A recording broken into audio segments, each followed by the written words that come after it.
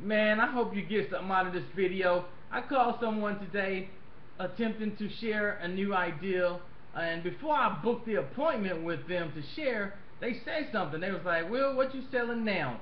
And I had to pause, right? Because everybody has a certain perception of selling.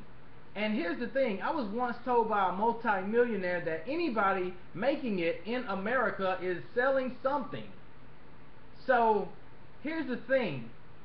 When I worked as a subcontractor for Dish Network and I was climbing on top of people's houses in 100-degree South Carolina heat, and I was, crawling under people's houses sometimes depending on the neighborhood I went in, and bringing home $1,000 in a week sometimes, I was applauded by a lot of people. However, I could not take 100 of my closest friends, relatives, family, whatever, and show them the tricks and trades of being a satellite dish technician, installer, and troubleshooter. But it's amazing how we've been kind of, I don't know, for lack of better words, brainwashed into thinking that, oh, that's great. You're making great money or good money in Little Anderson, and I'm not selling anything. I'm just going out, doing some installations, doing some troubleshooting, and when you share something with someone where they can make some money, and it's not in the typical paradigm of a traditional job, all of a sudden you're always selling something. Well, let me ask you this. If you have a flat tire, somebody has to sell you a tire.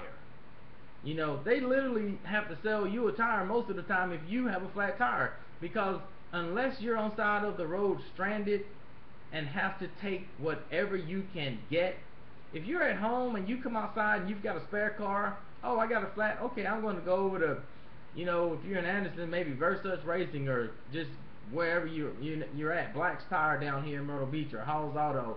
When you go over there, 9 times out of 10, they're going to have to sell you a tire. They're going to have to educate you on what tire to put on your car, because most people don't even know.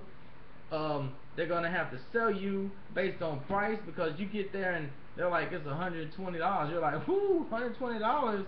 Where's the $90 tires at? Now they have to sell you on why you should get the $120 tire, because the car you bought might have had, some name brand tires on it. So if you want to get a tire that's under $100, you might have to go with a tire that's not actually on your car, but maybe the same size. So they have to sell you on why you should not get the different tire. So anybody making it in America is selling something. Now, if you sit in a cubicle and you stare at 4 walls doing, I don't know, paperwork for somebody, are you really getting ahead in life? Or are you just, making whatever dollars per hour? Or are you just on salary and you're comfortable with that? Anyway, this is just a rant, because people think, the way people think, the perception of things is ridiculous.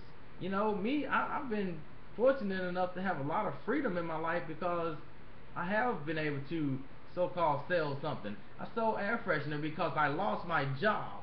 My job that I did great at, and worked for 2 years and 2 months on the 3rd shift, excelled, got promoted and raises and stuff like that. And I looked at my life and I said, you know what? Self-employment looks a whole lot better than working hard for somebody else's company, only to get downsized, right size, side size, laid off, fired, or whatever term they may want to come up with for releasing you back to the unemployment world. And I started selling air freshener. People love fresh scents in their vehicles, in their homes, and I did just as good at that as on my job per hour, except I didn't have any benefits. But anyway, the good Lord's got my benefits. Take care, guys. Just Mr. Will's perception and selling stuff rant.